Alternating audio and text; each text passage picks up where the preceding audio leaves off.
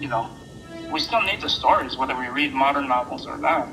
It's like, you know, we need that connection, whether it's with our elders or with our kids. You know, we pass these stories on as something precious. For me personally, it's probably just the unknown, you know. I've always been drawn more to the unknown and whatever the beyond of normal life. So I would actually go out and look for these. You know, we would go to haunted houses. We would go to haunted areas of the cities. See what was going on, you know? Yeah, now, whatever that comes from, I don't know. But it kept life interesting. It was almost like an escape. Definitely an escape. Family life was not a happy life. So that was an escape, definitely.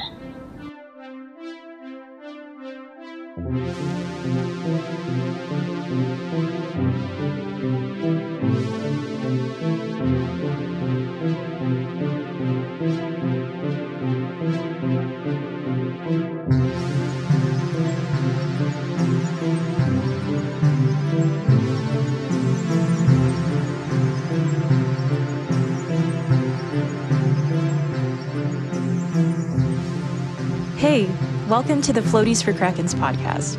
I am your host, Camille Maria Costa, and it is a brilliant day to be monstrous.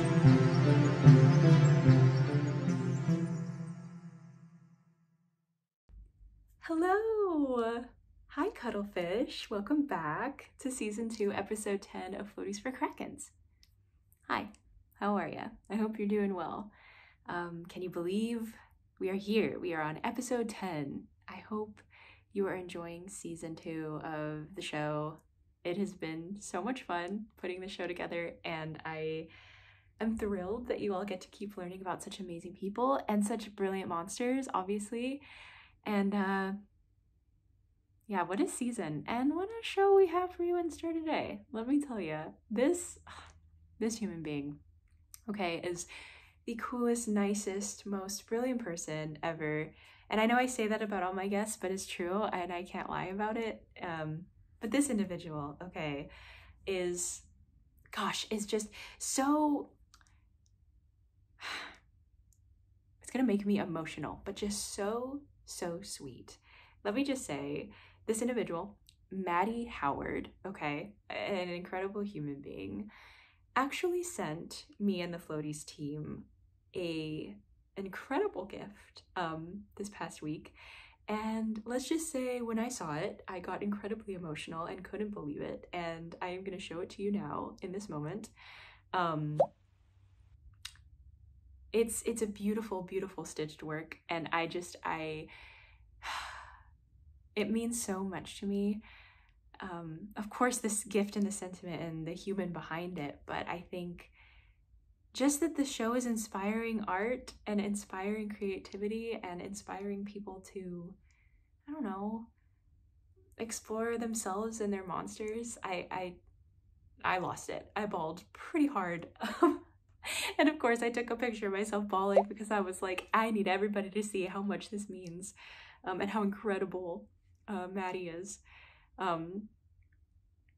Gosh, so I will, tag everything about Matty's shop, Figure One Oddities on Etsy, and everything else down below. But take a look at it. Take a look at that incredible, incredible art. I can't, oh my gosh. Matty, thank you so much. You have no idea. Speaking to you, Matty, you have no idea how much that meant to me, and still does. And now it's actually hanging up in our ofrenda so that my ancestors can see it and see how cool it is. But thank you from the bottom of my heart. It came in a time of big need, so I really appreciate it. But before I continue to ramble, let me introduce you to Matty, who I've been talking about the past 5 minutes. Looking over at my computer screen here, Matty Howard is a 24-year-old digital folklorist based out of Eugene, Oregon. After earning bachelor's degrees, too, at the University of Oregon in both folklore and public and family and human services, Matty's pursuing a graduate education in media communications to merge his two fields of study together. As a folklorist, Matty aims to study the weird, shocking, and traumatic media of the internet and its effect on the consumer, as well as the social groups developed around said media. When he's not studying or writing, Matty's enjoying time doing embroidery or sculpture, cooking new meals, or spending time with his wife and cat, whom of which they are happily married. Congratulations. I'm so thrilled. Congratulations, Matty. Yeah, so clearly this guy is pretty amazing, and I'm so excited for you all to hear the incredible things that he has to say. We had such a cool discussion. A lot of spooky stories told in this episode too, and just a lot of maybe looking inward, I guess you could say. Something that we all need to do every once in a while. But anyway, ladies and cuttlefish, let me introduce to you shadow work for doppelgängers. Well, hi, Matty, again. Hi. Hello. How are you on this Sunday? I'm doing pretty good. Tomorrow, my wife and I take off to Las Vegas for our honeymoon. Oh, my congratulations. That sounds so lovely. Thank you. Oh my gosh, you just celebrated your marriage too. Am I mistaken? Yeah, about a month and a half ago. We got married on the 13th of January. Oh my gosh, congratulations. That's so lovely. What's your wife's name, Matty? Andy. Her name's Andy. Shout out to Andy. Woohoo, Andy. And Las Vegas, that's gonna be so fun. Yeah, neither of us have ever been before. Well, technically Andy went when she was a little kid to Circus, but that doesn't really count. That sounds like my nightmare. Right, My yeah, goodness. with the episode you just did. Whoops. Andy. No, good for Andy. I think that builds character at a very young age. I bet she's a superhero now, can do anything in the world. So go off, Andy. Go At least I off. think so. Yeah, I agree. Do you guys have anything specific planned for your honeymoon, or just like whatever happens? We've got a spreadsheet of stuff to do, which is very indicative of our relationship. Which is perfect. Yes. Love organization. It's color coded. Those are the words I like to hear. That is the only way any information gets in here, is if there are colors added to it. So there's that's an old great. like TikTok audio that's like, I like this because I like looking up pictures. I think that just like replays in my brain. That's so funny. Like, you know what I realized the other day, Matty? I, for the first time in my life, right, like ever, I listened to an audiobook. Like, I just haven't done that, you know? Mm-hmm. And I really loved reading as a kid. Then, you know, grad school happened and I was like, I never want to touch a book ever again. Yeah. Ever. And then recently I was like, I want to, you know, start reading things again. So I was like, I'm going to try an audiobook. Finished it. And then I realized I had this moment that like jetted me back to elementary school of when we all used to collectively read like that big textbooks, and we would popcorn like around the room, like who reads next? Who reads next? And I was like, I think that's what audiobooks do for me. It's just like this totally visceral feeling of like being read to, and I really appreciate it, and I can retain all of that information. Yeah, I mean, I always preferred in my undergrad, I preferred listening to lectures from professors, and I wouldn't write anything down because if I tried to take physical notes, I would miss it. And so I had to like dial in and lean in, and they're like, are you writing this down? I'm like, no. I sure am not. No, and you don't want that to happen. You know, that's a really good point. And I think it should be, I think, more well known that people learn just very, very differently. And the same person can learn very differently depending on the class, depending on the context or the situation. You know what I mean? Right. Like, retaining information is very hard, especially if you have an interesting brain. So yes, it does. That's what this show's about, is interesting brains. That's all it is. Yeah, exactly. Well, I mean, for people that may not know, I had the pleasure of meeting Matty actually through, it was like a conglomeration of things, through Folkwise, the incredible, amazing show Folkwise that I was honored to be a guest on. What an amazing show. You all are doing some great stuff. My goodness, it is so much fun. Yeah. But Maddie, we became social media friends on our Floaties Instagram page, and I Yes. noticed that Maddie seems very well versed in this world of monstrosity and monsters and the spooky. So, why don't you tell us who you are, Maddie? Who are you? What do you Sure do? thing. What are your passions in life? Tell us everything. My name's Matty Howard. I currently live in Oregon, Eugene, Oregon. Let's see, what do I do? I'm in between undergrad and grad school now. Still waiting back for some applications to see if I can continue the grad school journey. Yeah. Gotcha. Yay! Great. But my hope is to enter higher education under media and communication studies. So I'm still very much a folklorist, but I like to call myself a digital folklorist, an internet folklorist.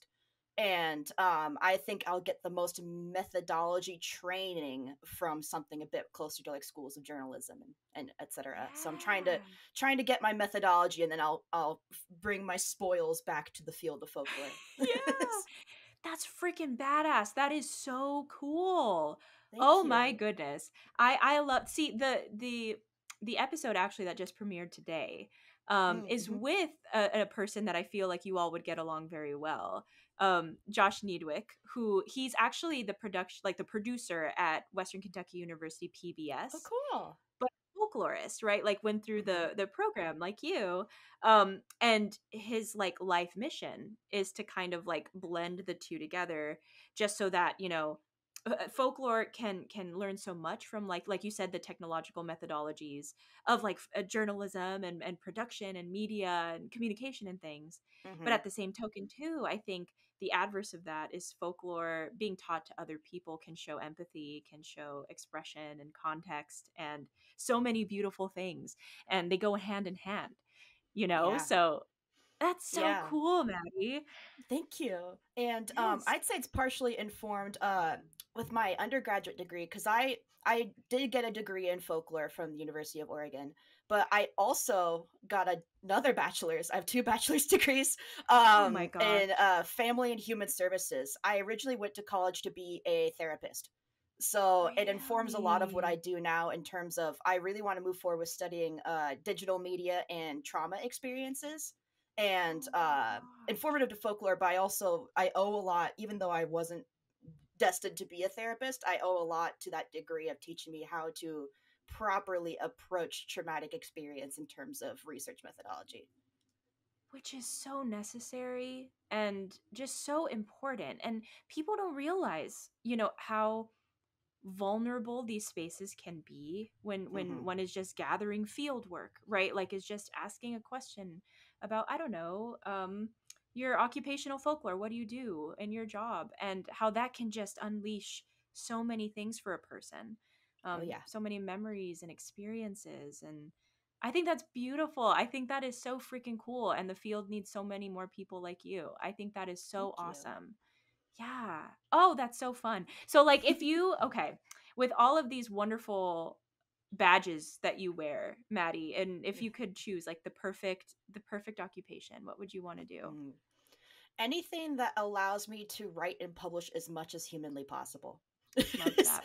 I love Ever that. since my skill set is really honed towards writing. So if I can publish articles, if I can write a chapter for someone else's book, write my own book. I've Mm. always loved essays, which seems kind of back ass words to say. Be like, I love essays, which is like normally the worst thing of any sort of academic career. I think you have courage is what you have, my friend. It's courage. Thank you. And Yeah. but I just love writing and I love reading. Um, Language and composition is how I express myself best. Yeah. So I find that I want to take my mode of expression and my special interests in traumatic experiences online and basically take it as far as it can naturally go. I've been telling people, I'm not under any delusion that I'll be able to do this forever because of the traumatic nature of it. Mm. And I say that as soon as I find within myself that I'm no longer able to continue this kind of work, if it's not a good Mhm. idea, if it's Mhm. not lucrative, if it's unsafe, I'll become a food waste folklorist instead. There you go. Which is beautiful. And I think it's smart of you to like already have this awareness of yourself, of the people Yeah. around you. Because you're right. I mean, it can be so taxing on your body and on your Hmm. mind. And I'm sure, I mean, I can just tell from who you are as a person. I feel like you give so much of yourself. And I think that can take a toll after a while. Yeah. Like obviously it's your passion and it's what you want to do, but it's work. It's a lot of emotional labor, that you're Hmm. putting yourself through. And food ways, come on, like a What's not to beautiful, love? beautiful. Yeah. What's your favorite food? Do you have one? Oh, I love spicy food at large. I would love to do studies about thrill seeking with capsaicin and the culture around like sport hot food. Love that. Love that. It's so addicting.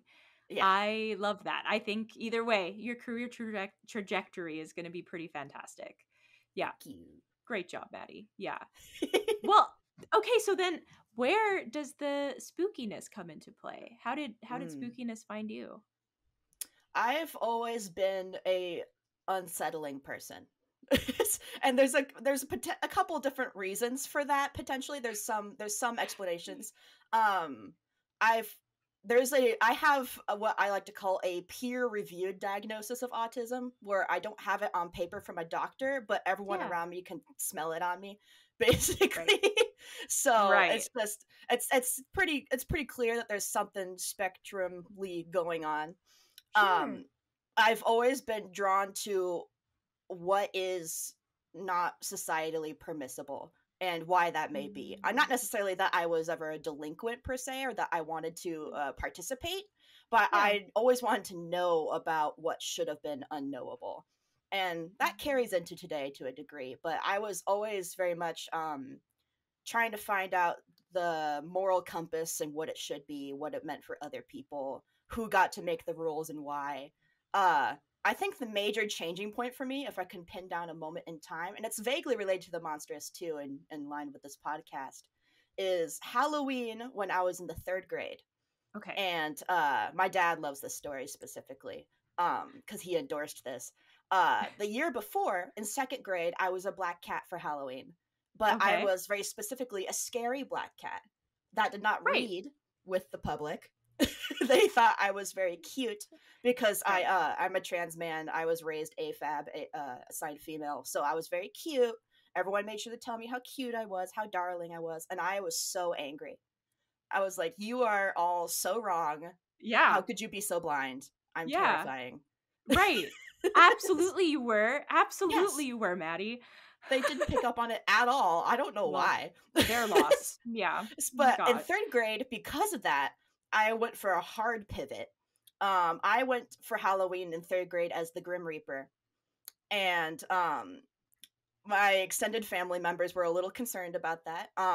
One of my family members offered me an alternative Halloween costume in case it changed my mind. Do you remember what that was? What the alternative costume? Spider Witch was the costume that was offered to me, and I said, "No, that's gross. No, I don't I think want to so." be dead. I want Yeah. death. And the memorial photo of this outfit that I have, my dad had it as a screen, like as wallpaper on his desktop for years. Is a photo of me in the black robe, skull face paint, plastic scythe that I had for many years afterwards because I thought it was just badass, which it was. Absolutely. Yeah. I'm not smiling. I have a blank face. Love it. And because of the era that photo was taken in, I had the red eye flash because of the digital photo, so I had red eyes, and that was the coolest I'd ever felt in my life. Oh, that was it. That was Yeah, peak spookiness right in that moment, right there in that picture. and nobody called me cute. Period. Yeah, Right. Absolutely. Absolutely. They shouldn't. That's yeah, so great. nothing cute That's about it, and that's what I wanted. wow. If you can find that picture, you should Oh send it yeah, my way, please, because I would love for everybody else to see this picture too, because oh of that sounds course. amazing. And I love how proud your dad is Oh of yeah, that moment. That's so epic. I have a So lot. cool. I borrowed a lot of my personality from both of my parents. I'm a pretty 50-50 split, but I Yeah. definitely got my dad's kind of humorous irreverence to things. Mm. So the idea of his daughter dressing as the Grim Reaper for the sole purpose of making people upset was very funny to him, and he wanted to endorse that however he could. All right. Shout out, Dad. That's Shouts to kind of Matt. incredible. Hey, Matt. That's great. I love that. See, and I think that's beautiful. And I always love this idea of the, we're always the almost like the quilted fabric of the people that inspire us or the Mhm. ideas that inspire us, and a lot of people have that in their guardianship, their parents or whoever Yeah. took care of them or raised them or mentored them. And I love that we can see a piece of who your dad is through moments of spookiness like that. Oh yeah. That's great. Oh, so how did the Grim Reaper or, just like spookiness follow you as you grew older? And did you still like it as just as much? It was an interesting relationship. I loved the unsettling. I loved being counterculture. However, I do have a pretty rampant and genetically inherited generalized anxiety disorder. So, for the Mm, longest time, especially when it was at its peak, like I'd say middle and high school, uh, all things hormonally included, of I, course. for a lot of classic monsters, I was utterly terrified. I scared very Mm, easily. I startled easily. I still can't do mm, haunted houses. There's a yeah. lot Yeah. of horror culture that I love to research, but I cannot experience firsthand. I know where Right. my limits are, and Right. I'm just too jumpy of a guy. So Yeah. it's kind of a paradoxical that I love horror so much as what it means culturally and societally, but Yeah. I wimp out as a firsthand experience. Which is lovely though. I feel like there's a lot of layers and metaphor in Hmm. that idea that I'm sure we'll get to. But Oh yeah. I don't know. I think that's kind of awesome. And it shows like, yes, absolutely horror is scary. Yes, Oh it's yes. spooky. That's what it does. That's the point. Yeah. But you can appreciate certain parts of it for what it is, you know? Yeah, I think everyone can enjoy the horrific in some capacity, but finding what you can enjoy and what scares you is a fraught process that some people just don't want to deal with, and that's fine. Yeah. It's not, Yeah. you can't force someone to be like, watch all these horror movies and find your favorite because they're not going to have a good time. No, no, it is So, stressful. It yeah, is stressful. it's Like I not feel people's like idea of entertainment. no, and you don't want to hurt people. You don't want them to just Yeah. do it to do it. Hmm. Absolutely. Gosh, no, that's a good point. That's a really cool point. And I'm excited to like dive into your mind about this as we continue. But Hooray. if you could, in your own words, Maddie, what do you think Mhm. is a monster? I talked about this with my wife Andy a little bit just to kind of brainstorm it yesterday, but Yeah. what I ultimately came up with in the most succinct form I could think of was a monster is a noun, person, place, or thing, Mm, uh, that we use to place blame or negative emotion upon, whether it's deserving or not. So mm, a place can be monstrous, an mm, idea can be monstrous, a real life person, um, uh, objects can be monstrous, but it's our label assigned to that item. The item itself, I don't think has it's a judgment. It's a subjective judgment call mm, that so an item cannot be inherently monstrous from its creation, but mm, it's how it's the eye of the beholder situation. which is terrifying. That Yes. power, Yeah. right? One That of people my can have. favorite horror authors of all time, Junji Ito, the mangaka, he Yes. famously in his interviews, when he's interviewed about what he's afraid of everything. Yeah. He loathes many commonplace like experiences. Like he hates the aquarium. He doesn't like looking Mm, at complicated flowers for too long because it's trypophobia. He'll list off, and he creates some really fantastic horror pieces because you get to see through his lens how horrifying life is. yeah. Oh my gosh. And that sometimes makes the best art Mm-hmm. in Oh yeah, turn, to express yourself in that way of yeah. these mundane things that can be absolutely terrifying because those are often the most terrifying things. Oh yeah. Like if you think about things too long, you know, you just fall into this hole. Oh yeah. I love that definition. I think that's a brilliant definition. And I also like that you included this idea of deciding who is the monster based on whether or not they're deserving of XYZ. Right. Because that holds so much, oh my gosh, a judgment and again, that power. It depends on who the author is. It depends on who gets to call you that monster, because that's what you'll be. Right, like for the rest of your life. Oh, I love it. I love it. So was your earliest memories of monsters in general, was it that moment, right? Like in Halloween, Grim Reaper kind of vibes, do you think? That was the first time I really embraced it and felt power in it, I'd say. Prior, I mean, the theme of being very fearful of classic monsters. I'd say for the longest time, I was really upset by zombies.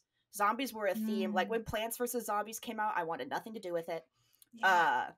Any sort of like audio of like the groaning and moaning, I'd mute it. I'd turn it off. I would leave the room. It was a very powerful phobia that didn't have much basis, and other than just the idea of something that cannot die was upsetting to me. And it's a very simple principle, but it's very pervasive around the globe of dead things should stay dead, ideally. Right. Exactly. Exactly. Interesting. But I also had kind of I had recurring nightmares as a small child that had like universal monsters. So like vampires, zombies, Frankenstein would show up, but they never really did anything. They were just kind of there, and I would be upset by that. They never wronged me in any way. They'd just be nearby, and I'd be like, no, I don't want it. Get out of here. Didn't ask. Yeah. Mummies a lot too. I had a lot of mummies in my nightmares. I don't know why. Yeah. And I wonder if it does still like kind of tie to this idea of the undead. You're not supposed to be, right? Or you're just not supposed to be there. You're not supposed to be there at all. And you just are constantly, all of the time. And I remember being upset because those monsters are they've definitely been very welcomed into mainstream kind of media. They've definitely, they can still absolutely be scary, but they're used a lot in children's media. They have been watered down in many ways, but I would see them in that watered down form, and I would be like, why are you guys being so chill about this? This thing is very unchill, and you guys are acting like it's not a problem. I'm very upset by that. Yeah. Like, come on, everybody, scream. Come on. Like, this is not okay. Yeah. This isn't You're fine. having a party with this guy? This guy wants to kill you. Are you nuts? Yeah. That is fair. And I find that so fascinating, Maddie's, especially since growing up, you were always kind of interested in this idea of the other. This idea of like, this shouldn't be, or this could be, right? Like this, I don't know, that dichotomy. That's interesting. Yeah. And I'm not entirely sure when the official shift happens. I labeled it as the third grade because that's the first concrete example I can remember. Admittedly, my memory of early childhood is pretty I've got a pretty Swiss cheese brain, so okay. my recall's not super spot on, and I could be accidentally embellishing this saga of events, what have you, but personal narrative isn't supposed to be entirely truthful anyway, if folklore teaches us anything. I love this. Yes, everybody, a true folklorist. Authenticity and truth are not the things you should aspire for when you're doing ethnography. You'll be very disappointed. Yeah, come on. Don't worry about it. It's fine. Just see what happens. Just go with it. Just go with it. My whole life. Okay. Well, the question of all questions then, Maddie. What is a doppelganger? A fantastic question. Oh boy. So a doppelganger is a couple of things. The word itself is German in origin, and it's a label for a monster that isn't necessarily exclusive to German culture. I think the reason that word got adopted was because it was the best description that people could think of. Also, it was Western Europe, so people like to think that that was the ultimate truth. Gotcha. Yeah. Well, are we surprised? Hey, here we are. but the idea of a duplicate person, a mirror's image, or an evil twin kind of theme, it does appear in other cultures around the world. Yeah. Doppelganger is just the word that comes up most readily in Western culture, and would uh the folks listening to this podcast would be like, oh yeah, I know what that is. So the working title for the phenomenon Yeah. is, Is um this? yes, is Doppelgänger, which Yeah. literally in German is double person. So it's a pretty straightforward idea, and in German culture specifically, uh Doppelgänger is often used in, or is found in, morality fairy tales. So not exactly Brothers Grimm, but very similar authors of the time Yeah. making morality fables, or sometimes also more mature adult works of horror would feature doppelgangers as well, with more mature content. Sure. But it was always with the idea, there was always a theme, a very heavy-handed theme behind the stories that involve the doppelganger. It was never just like a fun gimmick. It was always, the author was always trying to tell you something. There was meaning, deeper Yes. context behind the use of that specific character. Yeah, and it was pretty overt too. It was, if you missed it, you weren't reading it that close. Yeah. Yeah. Oh my gosh. Okay, so let's see. Well, before we get into kind of the layers of what a doppelganger actually is, Mhm. when were you first introduced? Do you remember, Maddie? Like Mm. when this concept, or any of it was introduced to you? Honestly, and this is something I mentioned earlier with Universal Monsters. Yeah. Children's cartoons have a lot of doppelganger themes in a lot of their at least one episode of each major children's cartoon usually has a doppelganger Huh. theme to it. You're Um, right. there's an example I'm trying to think of. The most recent examples that come to mind is because I was very much a SpongeBob kid through and through. Which yeah, let's go Nickelodeon. Yeah. Hello? Yes. I know exactly what you're going to say too. Yeah, there's a couple of episodes of SpongeBob that fall under this category, but the one I saw the most recently and was reminded of is when Plankton is operating a robot in the shape of Mr. Krabs to get the secret formula. Yep. And that is very much and SpongeBob has a crisis trying to think of who's the right one, and he chooses wrong. So, but So bad. there's it's upsetting, but immediately that gets reversed, and that he gives the robot the penny, and then it self-destructs, right. and he saves Mr. Krabs, etc.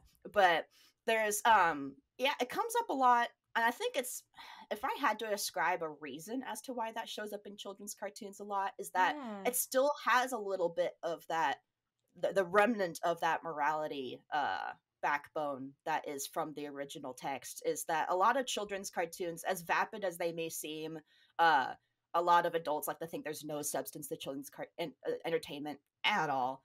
So There's stupid. always Yeah. adults write them, right? So there's Yes. always a little something going on, you know. Yes, exactly. Yeah. Exactly.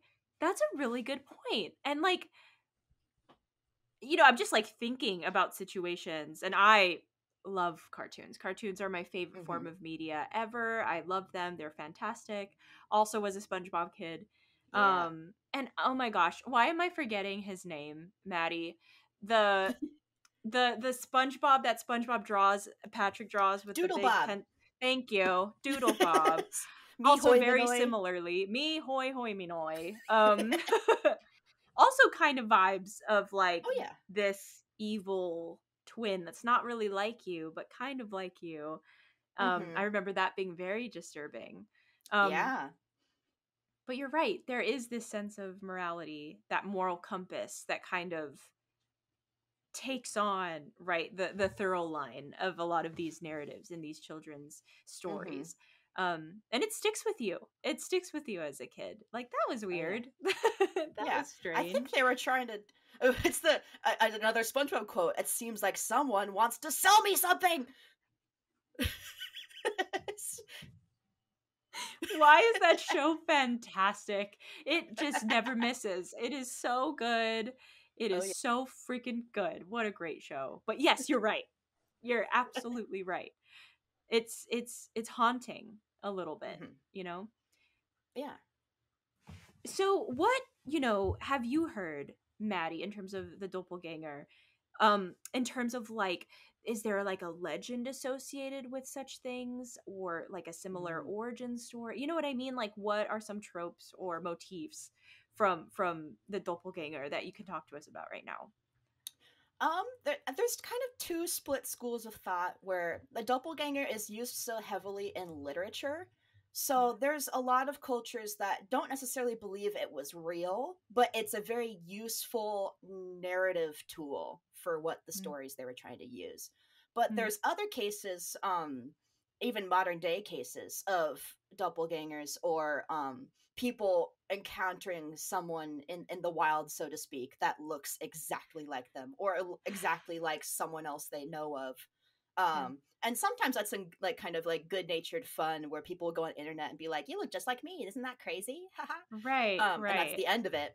Or there's supernatural, sometimes it's usually ascribed to sort of like supernatural, almost cosmic reasons, at least for the US cases that I've heard about, is usually it's ascribed to aliens in some way or another, but mimic like high quality mimicry of human beings. And a lot of recent indie horror adventures have played upon the idea, as well as people who are not people, and that comes up in sci-fi a lot. Yeah. I think it branches off to this idea again of the uncanny valley, Oh And I yes. think that's kind of going around right now, that I also similar idea of people that are not quite themselves. Mm-hmm. Something's just a little off. Or people getting replaced, which Yeah. is interesting Yeah. too from a psychological aspect.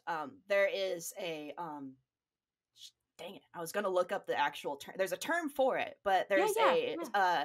a delusion syndrome, sometimes experienced in schizophrenia or other similar schizoaffective disorders, where it's a delusion where you believe that the people in your life have been replaced by clones and that they have ill intentions, but they're perfect copies and they'll never give themselves away. But you know that something's You wrong. know. Right, right. Mm-hmm. Wow. So So there's a real terrifying. world. Oh, yeah. It's a very distressing delusion to have and very difficult to undo through therapeutic means. Takes a while to kind of unravel that narrative because it's so ironclad to that person. Of like, of Right. course they seem the same. That's the point. Yes. Right, right. um, Exactly. Exactly. yeah. And in terms of like recent media and sci-fi, there's a lot of horror, the analog horror genre online. One of the prime specimens, I'd say, is the Mandela catalog on YouTube, is doing a great job of the through line, that the story's still being created, so there's not a lot of plot points that are still kind of hanging in kind of space, but Sure. the idea of these sinister creatures that are, once a human being dies because of them, they operate their body as if nothing happened and use that to acquire more victims down the line. Oh my gosh. It's very upsetting and very sinister, and Yes. it's I for the faint-hearted, do look up. I'm fully endorsing people looking up summaries or cliff notes of horror media. I do it constantly because I love It's myself. important. And I want to continue to have good days on my days off. And Hello? yeah, so if you are curious about this media, but you know yourself to be of a rabbit heart, so to speak, don't do it. Please look up a summary. There's plenty a YouTube essay you could watch instead that are just as good. Also, for people who may not know, there's this wonderful website called doesthedogdie.com. Yes. Yes. It's fantastic, and not everything's on there, of course, but like you Sure. may be able to find some great use out of it. It lets you know a lot of triggering things well ahead of time, and Yeah. timestamps, and really good stuff. So It's if really comprehensive. I've been very impressed with it. yeah, I think it's a brilliant source, and I'm really proud of whoever did it. Thank you. Yeah. Thank you so Yes, much thank you very much. for people like us. But that sounds fascinating. I have never heard of that before. Mm-hmm. I am interested.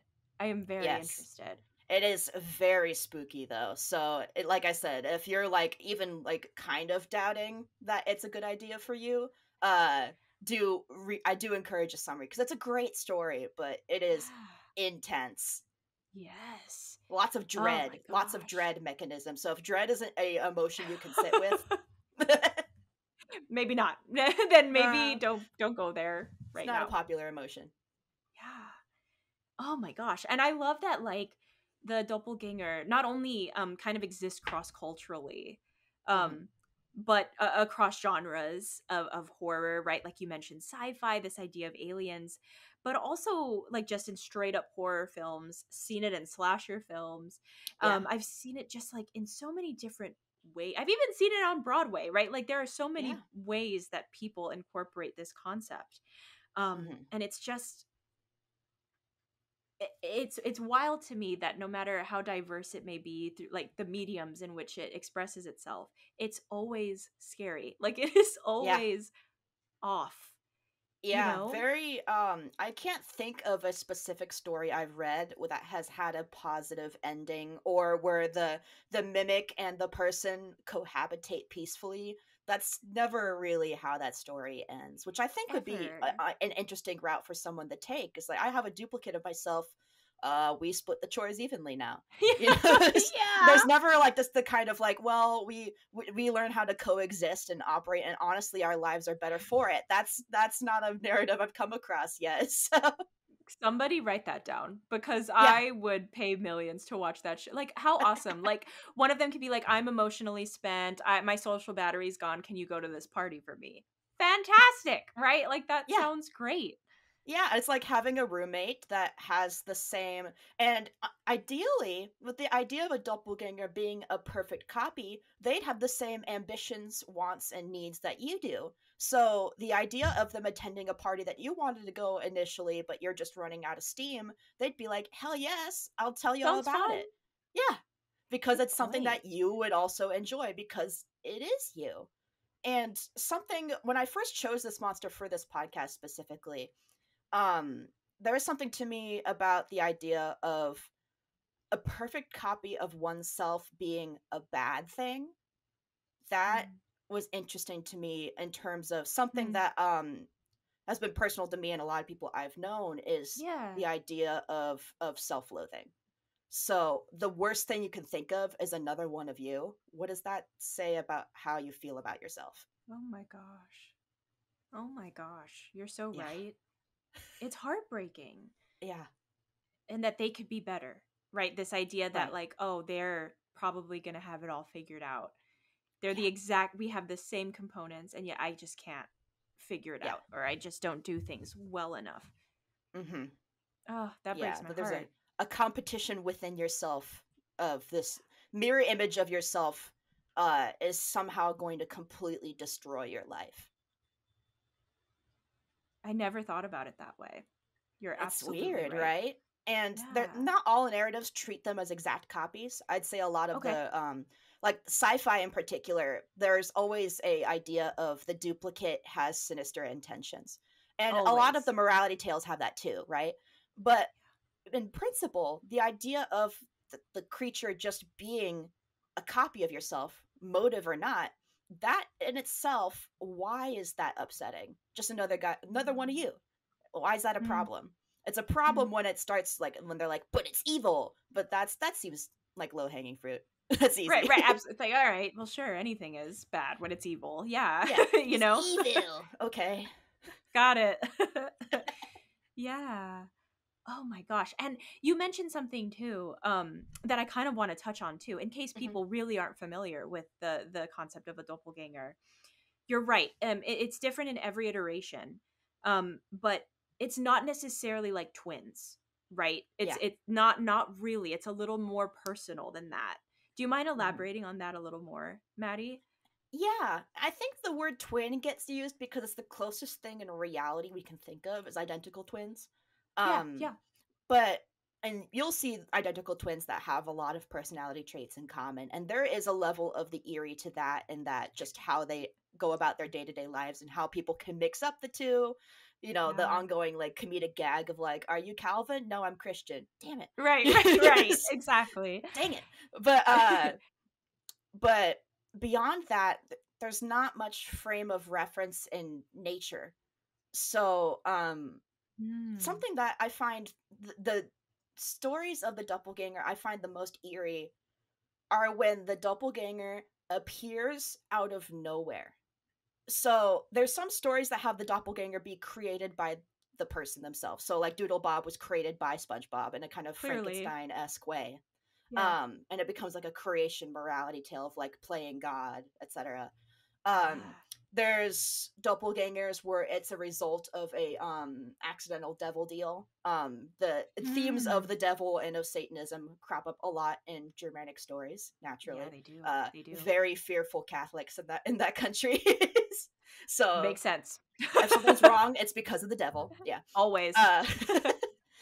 But I find a lot of stories, the stories that upset me the most are when it's just the protagonist is just going about their life, especially if they have a good life.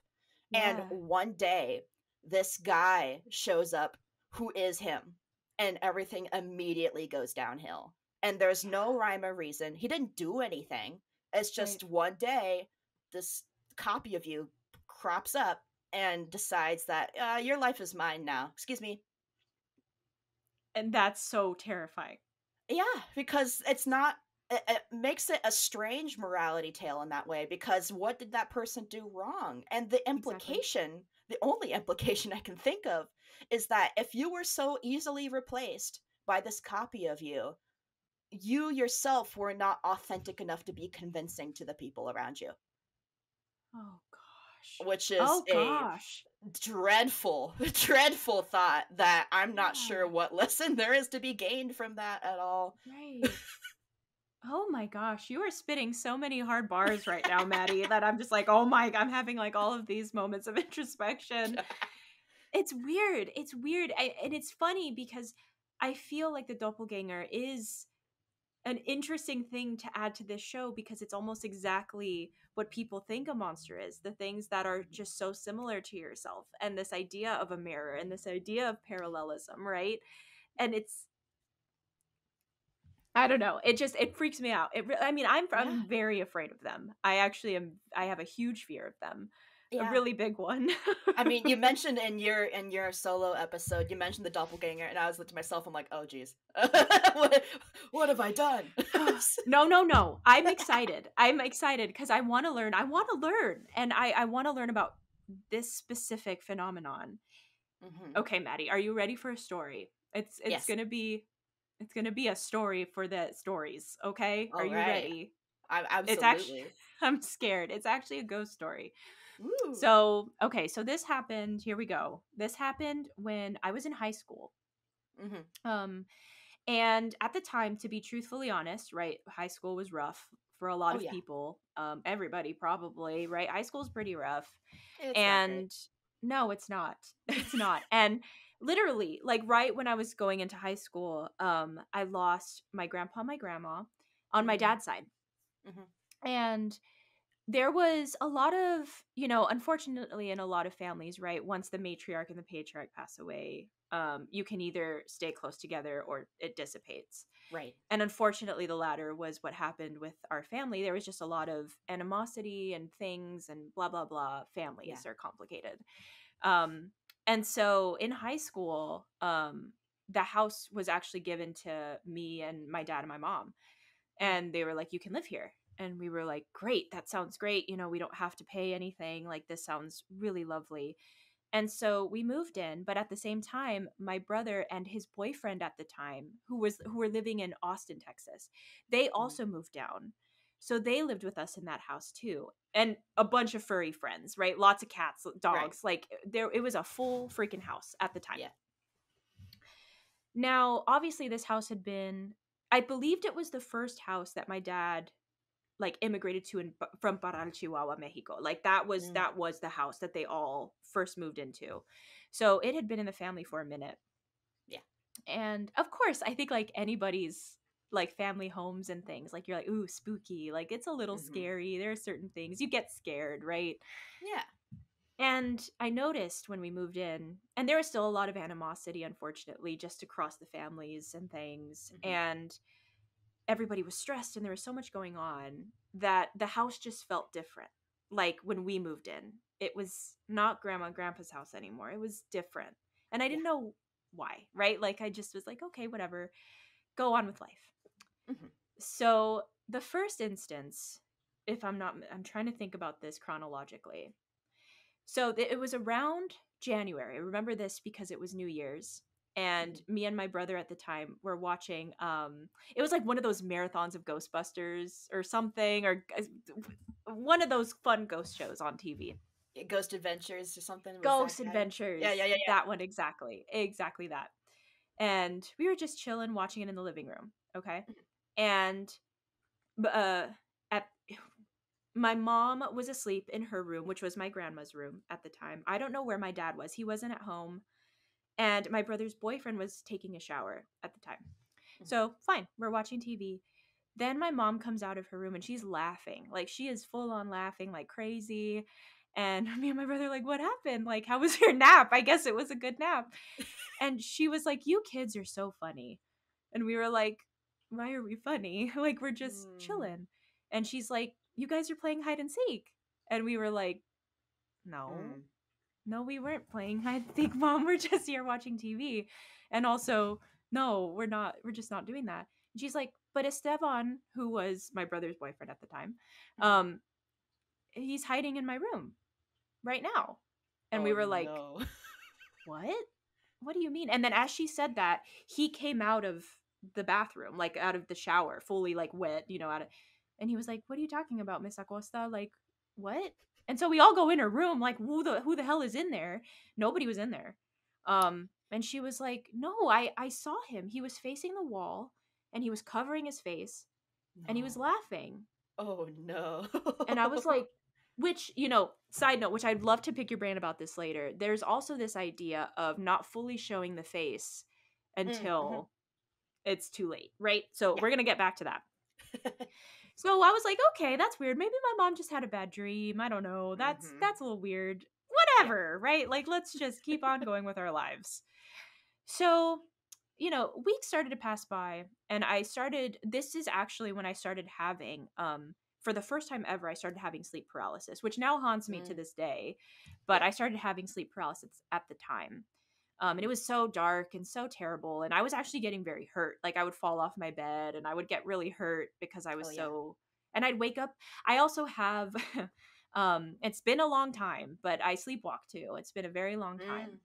And I was doing that a little bit, and waking up in different parts of my room and things. So things were just weird, a little off, but nobody was like talking about it. Yeah. So one night, Maddie, this is very dangerous, and I don't recommend anybody doing this, but when you're in high school, you think you're unstoppable. And I was like, I am going to climb onto my roof and just chill out there, and just hang out because it's quiet and I'm by myself. And for the vibes. For the vibes, right? Well, Camille ended up falling asleep on the roof, and it was like 3 a.m. and I woke up and I was like, oh my God, like, I need to go back. This is very scary. I need to go back inside. So I crawled down the roof, and if you can imagine, so like my backyard, right? I'm in my backyard, and if you open the door, it goes straight to it goes kitchen, dining room, living room, all the way to the front door. Like, it's straight shot. You can see a hallway all the way down to the end. And so I'm being quiet, and I'm like trying not to wake anybody up. And like, I open the back door and I crawl into the kitchen, and I see a figure at the very end of the hallway. And I'm like, who is that? Right? And I look and it looks like my brother, like, just like the silhouette. And I was like, so I was whispering and I was like, Chris, what are you doing? Why are you awake? And it didn't say anything. And I was like, what the hell? Then all of a sudden, it did not walk. It backed into my mom's room. And I was like, and I freaked the hell out. And I didn't know I ran to my room because I was just freaking out. And I like cried. And I was like, I don't know what's going on. I think I'm just going crazy. Like, I don't know what's happening. So, of course, like anybody terrified, I didn't say anything. I didn't tell anybody because I didn't know what was going on at all. How would you talk about it? How would you talk about something like that? Like, I was just like, are we going crazy? Like, what is happening? Right. And then like a couple of other instances happened where people were having, like, in our family, like horrific nightmares, like to the point of screaming, and to like, it was just so bizarre, Maddie. It was so weird. Oh yeah. And then one day, my brother and his boyfriend had moved out at this point. and it was just me, my dad, and my mom. And my mom and I had come home from school that day, and my dad was in the living room, like super quiet, just super like something had happened. And we were like, what happened? And he's like, come here. He takes us to the kitchen. Our kitchen looks as if like a tornado hit it. Like Oh, yeah. all of the cabinets were ripped off the walls. There were plates broken everywhere. All of our stuff was broken, like appliances, like just broken. Yeah. And we were like, and he was like, Camille, I don't know, man. He was like, I was just sitting in the living room. The cats just started flying, like they started running. And I was like, what's going on? And I just heard bang, bang, bang, bang, all of these things being broken. I ran to the kitchen and everything was just broken. Yeah.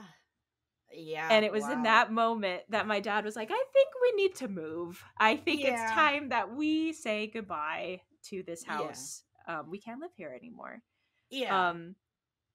Wow. Yeah, and so that is kind of our doppelganger-esque. Yeah. Two things I noticed about that story. Please. Might make it worse. I don't know. Wait, no, please tell me. So, waking up on the roof. You said specifically, I don't know if this was an estimate of yours or whether you checked, 3 a.m.?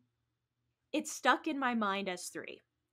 Because that is, I mean, in terms of like paranormal investigation, which is like an off science, you know, that is the witching hour. Always that is exactly when like things on cameras, like a ball starts rolling across the playroom, you know. No, you're absolutely right. Yeah.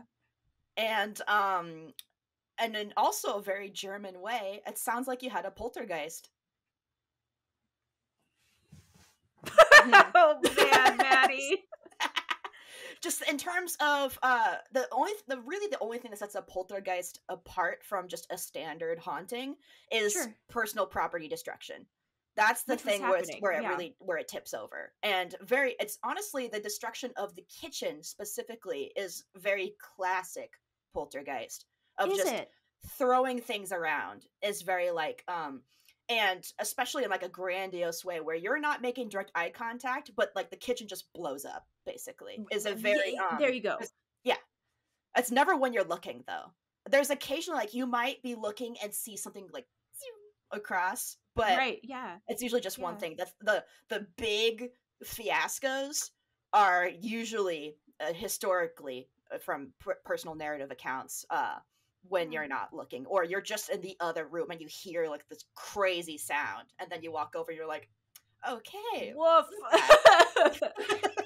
Yeah, that's a problem. That's not good. Yeah. But and some sort of reassurance, poltergeist is still just a ghost. It's not like a high tier problem. I want to reassure you that from the sound of it, you were not in physical danger. Poltergeists are inherently kind of mischievous and impish and just looking to stress you out. Their motive is not to cause you bodily harm. They just want to it's just a prank, bro. And it's like you're like crying, like just petrified. Yeah. Okay, good one. You know what I mean? Yeah, nice asshole. Yeah,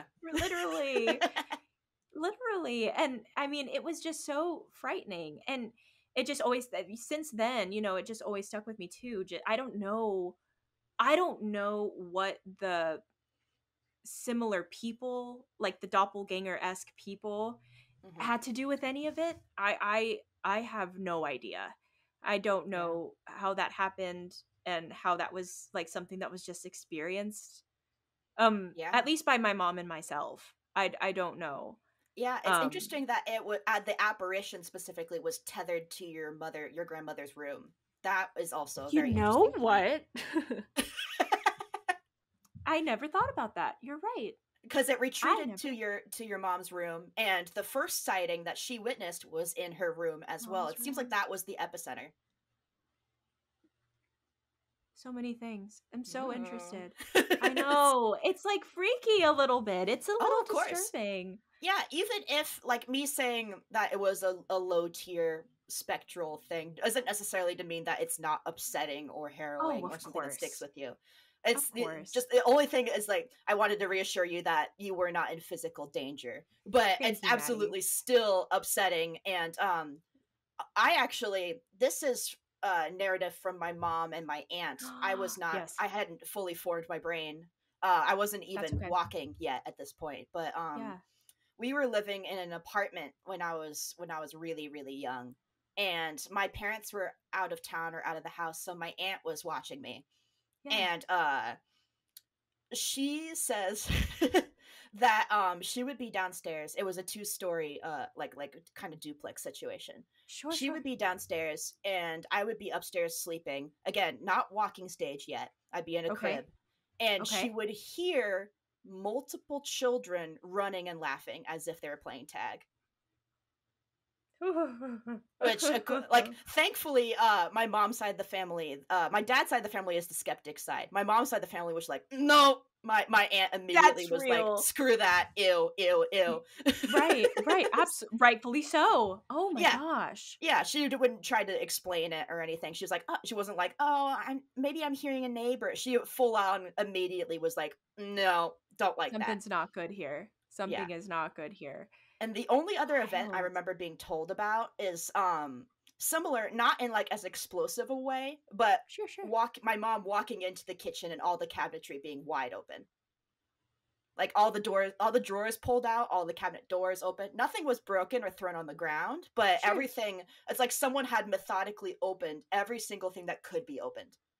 So, and more kind of that trickery, but a little Sure, more sure. lighthearted. I mean, with the voices of children, and it could be, I don't know, if we want to speculate, maybe it was a child entity. So Right. opening cabinets and having the person go, "What is their idea of peak comedy?" Like, which it is. Good job, kids. Yeah, Very you're right. funny. That is funny. Hilarious. Yeah. Even. Yeah. Interesting. And it's, I don't know, it's also very vulnerable. It's like that feeling, I'm sure, that your aunt felt in that moment is this intrusion of the home, right? Of where it's supposed to be safe. There's also you, right, not walking age yet. Yeah. Probably extra making sure you're safe and taken care of and fine. Her being responsible for my well-being while my mother and father are out of the house, and she starts having paranormal shit happening, and she's like, "Why me? Why? Come on, please, no." Yeah. Right, and it's scary. It's a little frightening, for sure. I think I'm gonna do a deep dive after this to see like if there are any relation to poltergeists and doppelgangers specifically, or if that exists. So I'm gonna have fun with that with that road later. But I am curious, Maddie, too.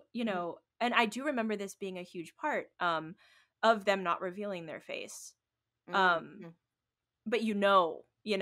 it's and I remember doing a little bit of research about it in terms of doppelganger. If you see one, it's bad luck, right? This idea that one of you's got to die or something. And there are common tropes and motifs of them not showing their face, but again in that mischievous nature of like, yep, you don't know who I am. Yeah, kind of vibes. I look a lot like you, but you can't identify it for sure. Yeah. I think Had you there's a heard kind anything? of a two-pronged thing as I can think of is that it's potentially to plant a seed of doubt. That it's a tactic, so if you can't see their face, you can't confirm that it's a direct copy. And if you, like, I don't know, attack this entity and it's just some random guy who was wearing the same shirt as you, then you just look crazy. And that's a poor judgment on your part, so it makes you doubt yourself as to what you're experiencing is real or not. The second thing I can think of is the idea of sense of self, of identity. We think of our face as being the most unique part of us, the most indicative, if it could be, of our personality, of our soul, potentially. Especially like our eyes, etc. A lot of these doppelganger stories, even if there are one-for-one replicas and their face looks the same too, they often are described by having either their expression be incorrect or something in their eyes being off. Like whether it's kind of a glazed over look or a kind of dispassionate expression of detachment. Right. And again, that uncanny valley thing, right? That one thing that is just not completely there. Yeah. And Ugh. specifically the latter half, what I think about a lot is the terms of like incorrect expression is something with my potential autism, having an Mm, incorrect behavior socially and how people treat you or perceive you because you're behaving inappropriately in a societal setting is very interesting to mhm. me. Not necessarily a lot of neurodivergent people, especially if they have a spectrum, not a disorder, but like a different lensed way of experiencing the Yeah, world, will right. describe imitating life and imitating others to blend in. And so the idea of trying to be human in a way that doesn't upset the people around you is an empathetic way, I think, of coming at the doppelganger, of like they're trying to Mm, be a person like you are, and they just can't quite get it right, and there's something mm, off, and it's not necessarily that they're malicious, it's just that they're not quite 100% what we would consider a person and mm. what we deem as worthy of personhood. Which is so dark, right? Yeah. Like this, the structures that society implicitly creates for what a Hmm. human being should look like and act like and be. Oh And it yeah. breaks my heart, you know what I mean? Because it's not fair and nobody's brain works that way Yeah. exactly. And you want nothing more in this darn society than to be accepted and to be understood and to, Hmm. feel that connection. Yeah. And you're so right. You're so right. What if these doppelgangers are just like, I'm trying my absolute best to just exist, to Hmm. just fit in, you know? Yeah. And Uh, but everyone can tell that there's something different about them, and that yeah. upsets people, whether it was intentional or not. I think that, yeah, the story of doppelgangers who are just are, that they weren't created through some like some ritual or some science experiment, that Mm, or that they're aliens per se with a mm, world domination uh tilt of things, that they're yeah. just there. It's possible that they had a natural human birth as well. You know, they were born just like the rest of us, but that there's something about them that puts people ill at ease and therefore strips a little bit of their personhood. Mm. Oh my gosh. That's so beautiful. That it's so fascinating to think about. Like it really is this psychological, I don't know, like labyrinth of Hmm. trying to figure out your place, in that monster, Yeah. basically. Huh. Well, and I know, and this is probably exactly what you mean, Maddie, but I want to be sure, when we were Yeah. talking back and forth about why doppelgangers, right? And you Hmm. mentioned, I want to quote it, I want to make sure, Yeah. feelings of being out of control of your actions, right? Having yourself be misinterpreted by others around you. Yes. Now, and you meant that, right? Did you mean that specifically, or what context did you mean that specifically in, right? I know you mentioned, like, for example, individuals with autism, right? Hmm. But how far can that expand? What else do you mean by that? Well, in general, I think sometimes, I mean, it's a lot of anxieties that adults have around children too. It's that children are learning the rules. Yeah. And we make a lot of assumptions about what rules need to be told and what are kind of implicitly learned. We forget that they aren't pre-built in, you know. So kids will behave in ways that we implicitly thought was just how people should act. A lot of people have eerie experiences with children or feel unsettled by children in the way they behave. Um and a lot of adults do that too. I've been severely put off by people who, as far as I can tell, are quite astonishingly neurotypical. You know, where Mm, they are like a kind of a nearly picture perfect idea of like fitting a societal mold, and right. that's upsetting to me.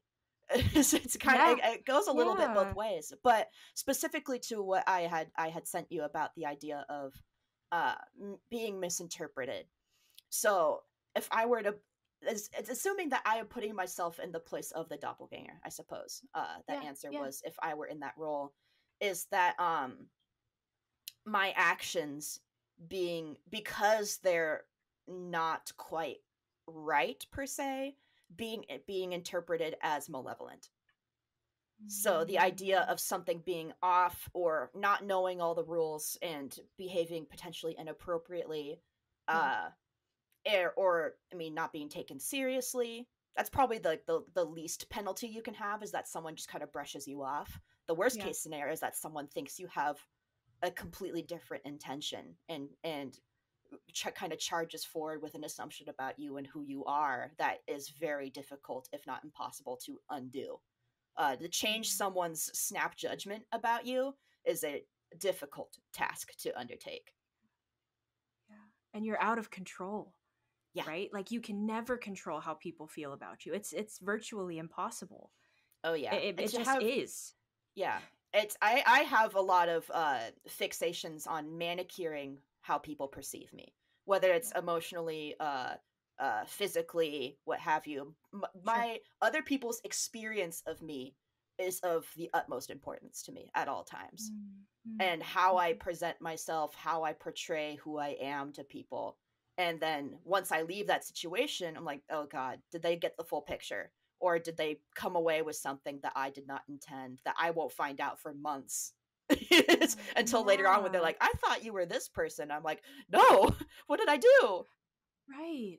Yeah. And, you know, if you don't mind me asking, why do you think there is such a fear, not only in being malevolent in that way, right? Like hurting people or not showing who you really are, for example, or just giving off the wrong impression of you in your full capacity. Like, why do you think that takes such a big space in your brain?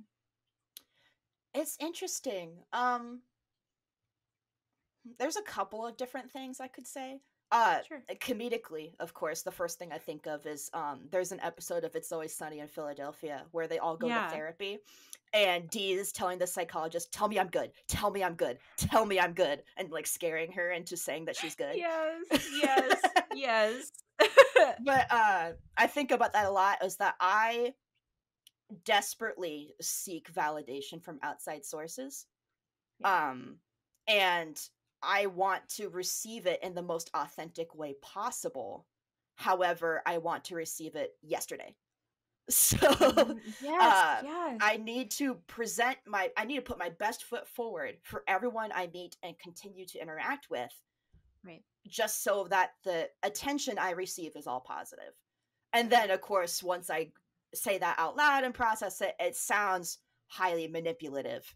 And it can be seen as very egocentric, etc. And that's something I think a lot of people on the autism spectrum run into, is sounding egocentric or sounding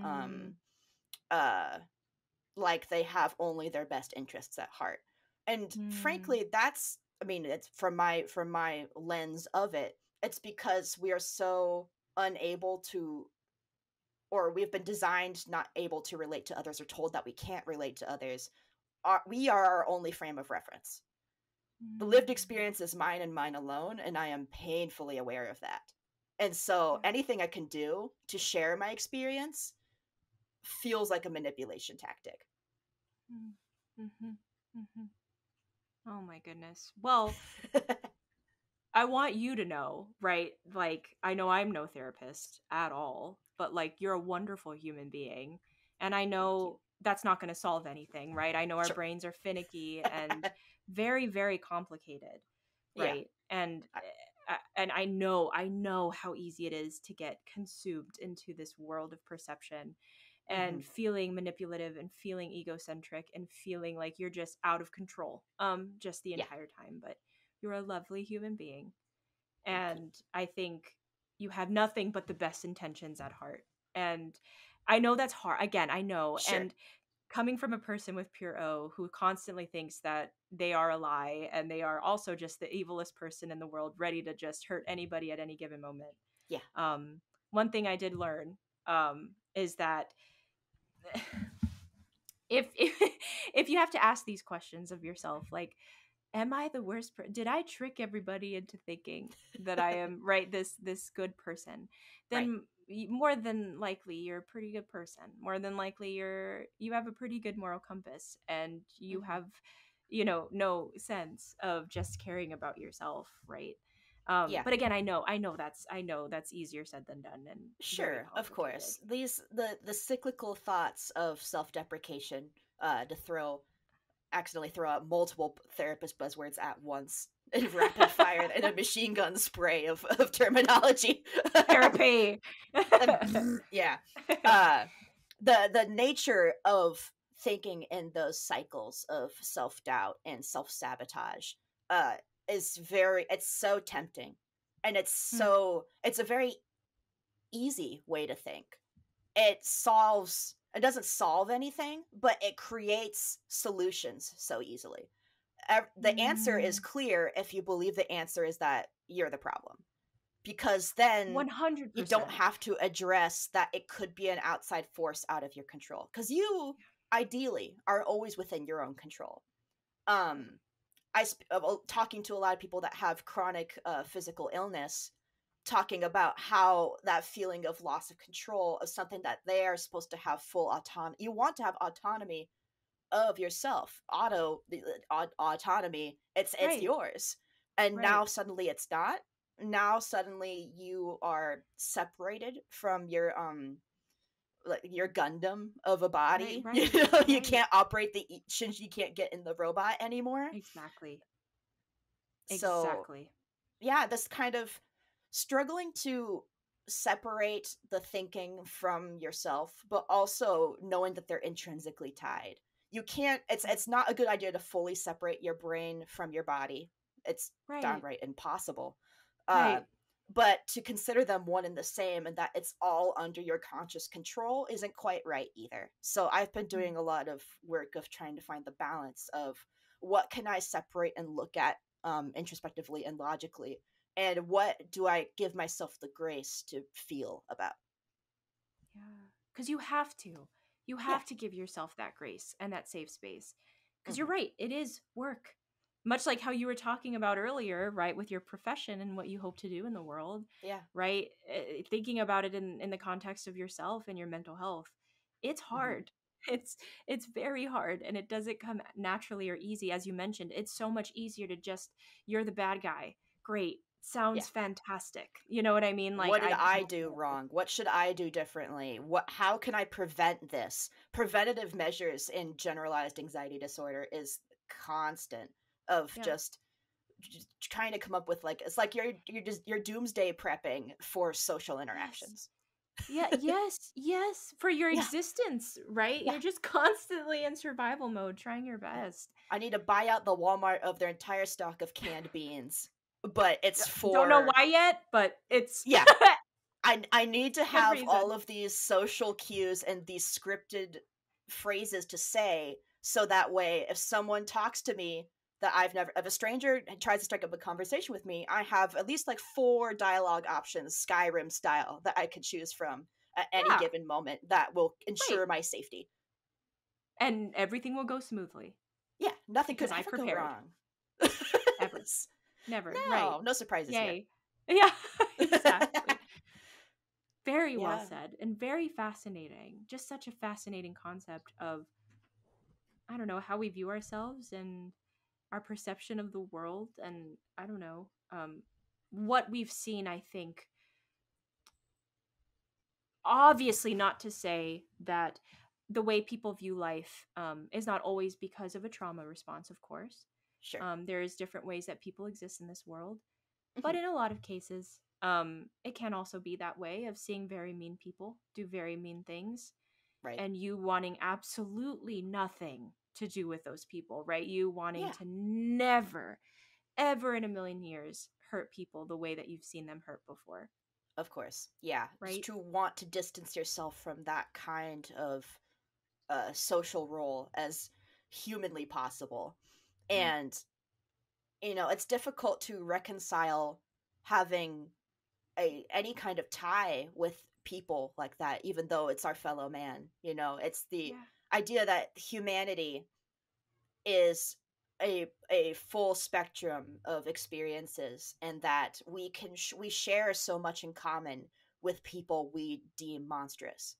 Oh, And to absolutely. reconcile the idea that people who behave so poorly and whose actions cause so much damage can be so closely related to us and our own actions and how we behave monstrously and how we behave virtuously and how that can change within an hour. My cat is howling for attention. Hello, Tasha, hello, hi. she's going "Row, row, row, row," and She agrees. She said, yep, exactly. Again, Maddie Exactly. spitting facts one more time.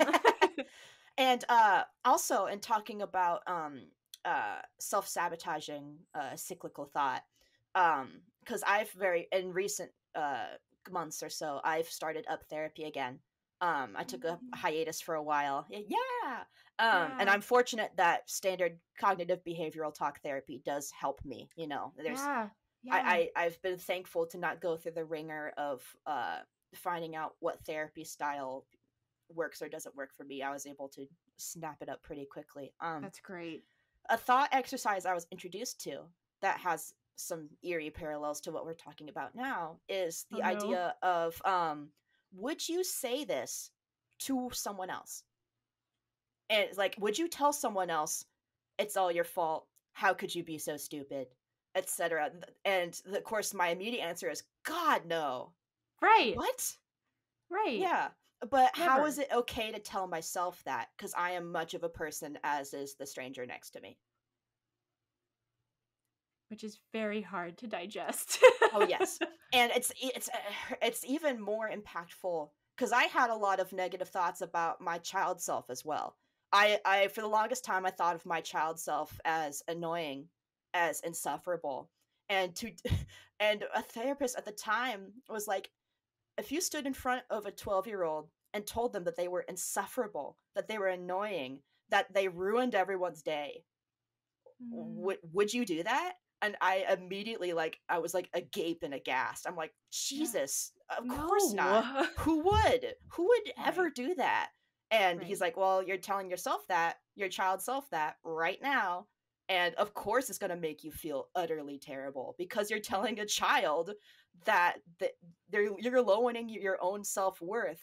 And as soon as you're able to kind of have that reflection of, if I was speaking this to another entity, how drastically that feeling and that logic changes. It's a really stark reflection. Oh, it is. It is. And we need to think that way, at least work towards it, because you deserve love just as much as any other person does. And it's hard to remember that. Yeah. Yeah. We're our own worst critic, of course. Always. That's it. And it's always going to be the case. But it's a very, it's a straightforward thought exercise of would I say what I'm saying right now to someone else in my position? And 99% of the time the answer is no, and also a very aggressive, very horrified no. And that brings some indication of just how caustic that thought cycle could be. Yeah. What a great therapist. Yes. I shout out because I love that. I think that's a really wonderful tool that people should put in their pockets right now. Including a picture of your little self, because that helps sometimes too. Yes, yeah. I definitely, when I get that picture of myself as the Grim Reaper, I'm gonna hold on to it, just as like because I remember just literally how empowered I felt of like, this is I spoke an idea into the world. Some people didn't agree with it. Some people fully endorsed it, and I went through with it, and the results were only positive for me. Only, yeah. Absolutely, they were. And they stuck with you all these years later, Yeah. And there's something to be said about that child self of mine making that judgment for their own happiness and going through with it and putting their foot down and having it end up so successful and so informative for the rest of my life. You had the best Halloween, right, of your life. Of course. That moment. Yeah. Oh, yeah. No one could misinterpret my costume. There was no way. It was a hard line. Here is what you need to feel about this. Yeah. That's we all need to start just rooting to be that Grim Reaper as an 8-year-old child. Intentions fully clear. Fully clear. Well, Maddie, if this, hour-long conversation wasn't proof enough, why have you been drawn to doppelgangers so darn much? It's a reflection tool. I think its initial creation of a morality tale is fraught. You know, morality tales often were made by people in higher positions of society to dictate the people behavior of other people, um, Yes. often in bad faith. I'd also assert, um, but as a means of a therapeutic tool of, if there was another version of me and I said this to them or I did this to them, what, obviously, like, to have it immediately change the dynamic is a really powerful visual.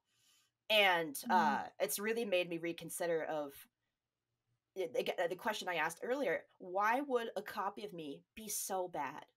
Why is that so distressing?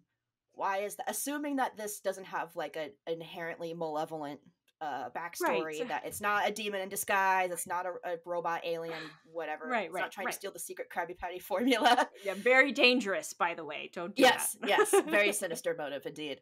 But what about just another one of me would why would that be so chaotic? Why would that destroy nature as we know it? Why is that such a horrible, horrible thing? Yeah. And I think we all need to be thinking about that, right? Like Yeah. it's just all about that idea of self-love. Like it's very hard to do. It is very hard to do. Hmm. But I don't know. I really like your interpretation of the doppelganger, Maddie. I think it's very fascinating, and I'm excited to kind of think about this with a new perspective and a new lens, for sure. Hmm. Yeah. Well, I mean, similarly, then, do you think doppelgangers are scary? I think just by its blank definition of being a copy, no. um if we are more specific of certain tales that have them as interlopers, that have them as like sort of a mimicry in order to a means to a malevolent end, then sure, yeah, I mean, Yeah. malevolence implies something, poor intentions, you know. Hmm. If that's Hmm. outright stated, of course there's fear tied into that. But Yeah. just having another version of you, there's nothing inherently wrong about that. Hmm. But it's this idea of, I'm special, I'm supposed to be the only one of me. It's Yeah. impossible. Like, we hang on very tightly to our individualism, Of especially in course. Western society. It's what we have in individuals' cultures. We have ourselves and how special we are and how worthy Yeah. we are. If Yeah. that could be duplicated, it really damages that sense of self pretty Yeah. immediately. Yeah. Yeah. Yeah. And we fall hard Yeah, yeah, when we make and those realizations. encourages us to grab onto or build a self-esteem out of something else. You know, Yeah. that it encourages us to build a self-worth not just on I'm myself, yippee. You know, it's that's to have some more dimension to it. I'd say is Yeah. that it encourages that you could still be you even if another person looked exactly like you and had a similar career. You could still technically be two separate entities, even if you shared so much in common. It wouldn't be a threat to your livelihood. Not at all. Not at Yeah. all. You can live two full lives, Yep. and it's great. Yeah. It's a great Just way of looking at coexist. it. Yeah. Well, are doppelgangers monsters then? No. They're Why? only monsters if you make them. They're only monsters if you loathe to meet them and to experience them.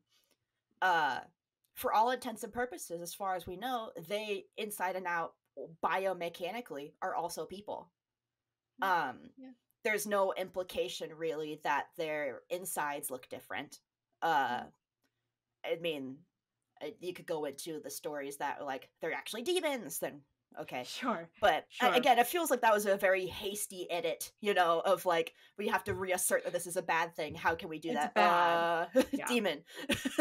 Yeah, alien. Okay, got it. Yeah, Got it. Yeah, absolutely. great. But you know, assuming that again, assuming that it is an exact copy, they live the same, they breathe the same, they die the same, Mm. and nothing makes them supersede or nothing makes them less worthy than us as well. They're also people. You guys have a lot in common. Doesn't mean you have to be friends, but doesn't mean that you have to hate each other either. I love that. Because in turn, you all feel the same probably as well. Yeah. You know, they're probably just as scared as you. I love if you're cold, they're cold. Let them inside. So stupid. That's what I'm calling this episode.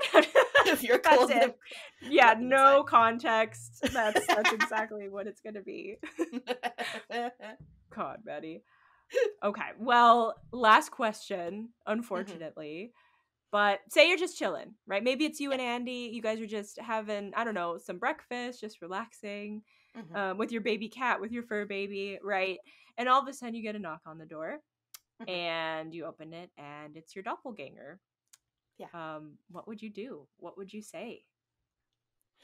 Ironically, in all that discussion about pre-recording and pre-plotting phrases, I have a pre-plotted phase for this situation. Okay, I'm excited to hear. I would say, well, one of us has got to change. And while I am occasionally my own worst enemy, I also make myself laugh more than I make anyone else laugh. So I'd imagine my perfect copy would also either say that in unison with me, also say, well, one of us has got to change, or we would both immediately start laughing. And then, of course, Andy would be in the background being like, what the hell's going on? I'm calling the police. Yeah. I'm terrified right now. This is terrible. I'm calling every government entity I can. That's incredible, though. I love that. I love the, like, instant want to just, like, let's just laugh about how silly this all is and how freaking hilarious we both are in this moment and just exist. Yeah, because we want to be different from everyone else, but sharing a sense of humor is the thing we're most readily and willing and excited to share. If someone has the same sense of humor as you, we're more than happy to have that in common. Oh, absolutely. Yeah. Absolutely. It's a beautiful thing to share. Yeah. I wonder if they'd just end up staying with you then. I don't know. I'm not sure Andy would be thrilled about that.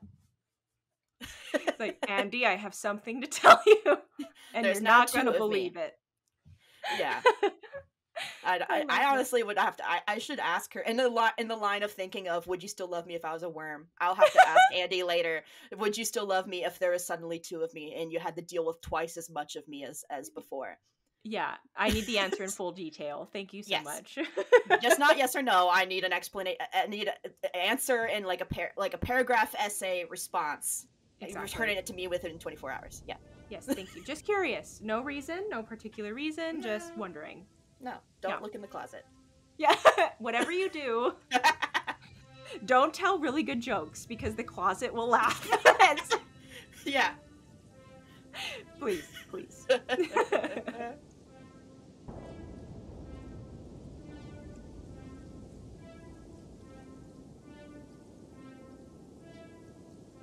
This episode of Floaties for Krakens was written and recorded by me, Camille Maria Acosta.